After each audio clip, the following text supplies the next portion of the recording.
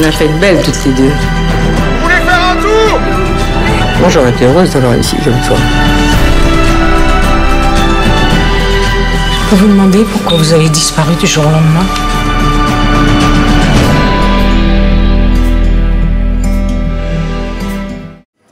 Au début, je ne voulais pas le faire.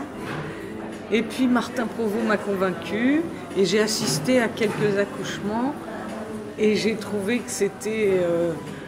Enfin, j'avais peur et je n'ai plus peur. Voilà. J'ai trouvé ça extraordinaire de voir un visage qui sort du ventre comme ça, qui ressemble à un totem, à une sculpture. J'ai trouvé que c'était très artistique, la sortie d'un bébé, l'arrivée d'un bébé. Donc, nous avons fait pour le film, ça concerne le premier quart d'heure du film, nous avons fait 5 accouchements qui étaient prévus depuis longtemps. Évidemment, les mamans étaient préparées, les papas étaient préparés, les cliniques étaient préparées, tout ça à Bruxelles. On a tourné en Belgique, dans les cliniques belges, parce qu'en France, on ne peut pas tourner avec un bébé de moins de 3 mois, c'est la loi, alors qu'en Belgique, oui. Et voilà. Et voilà, j'ai fait... C'est moi qui sors le bébé, quasiment, et qui le pose sur le ventre de la maman. Parce qu'en même temps, je devais avoir l'air d'une sage-femme professionnelle. Donc tout devait être... On ne devait pas voir mon émotion à ce moment-là. Oui, j'en ai joué d'autres. J'en ai joué beaucoup d'autres, au théâtre ou au cinéma. J'ai joué Vipère au point de Bazin. J'ai joué... Enfin, je ne sais pas s'ils connaissent ici. Hein. J'ai joué des méchantes. J'ai joué des personnages ambigus. J'en ai joué quelques-unes. Mais j'ai toujours un gros succès populaire chez les femmes oui, généreuses, un peu pures. Ah, c'est encore autre chose, ça, vous voyez. J'ai beaucoup aimé faire ce film-là parce que j'ai rencontré la vraie cuisinière, hein, qui doit avoir 75 ans maintenant, qui est une femme extraordinaire. Très belle personnalité.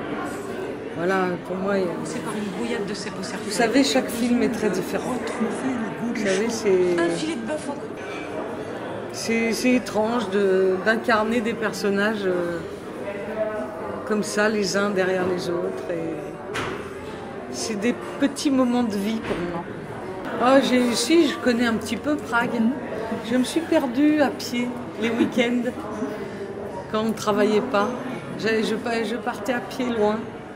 J'allais jusque les collines boisées, je faisais le tour. C'est pas tellement les musées que j'ai vus, c'est les promenades dans la ville, quoi. C'est ça que j'ai aimé. Le souvenir, j'en ai. Et quelques très bons restaurants. De chanter fou, quoi. De chanter comme une casserole. Ben c'est drôle. C'est pas tellement difficile. C'est drôle.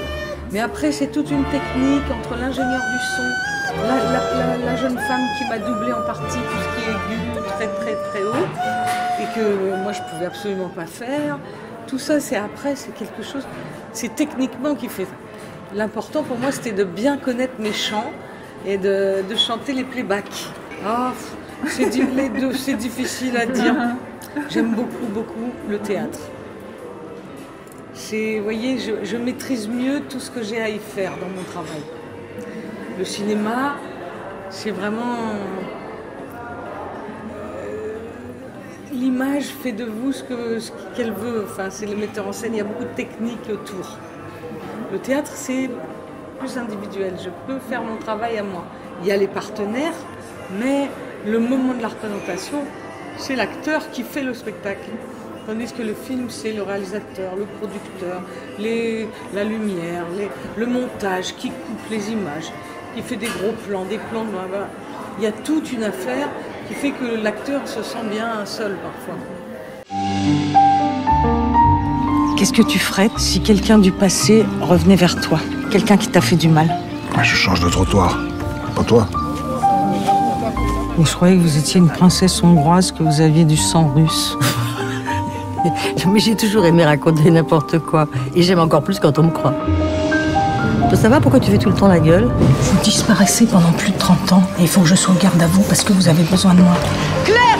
D'accord, je dis un peu garce avec ton père, mais vous pouvez pas imaginer qu'il se tuerait à cause de moi. Ça vous flatte, hein? Avouez. Tu sais que t'es belle, toi, quand tu t'en canailles. Mais c'est un père, c'est pas possible. Il faut que je t'en rachète un autre. Bon, je sais plus quoi penser, là. On a fait de belles, toutes les deux. Vous voulez faire un tour?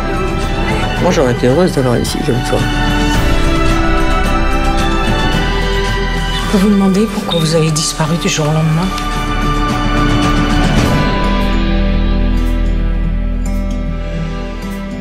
Non mais c'est pas possible, hein, ton impair. Oui, je sais, tu me l'as déjà dit.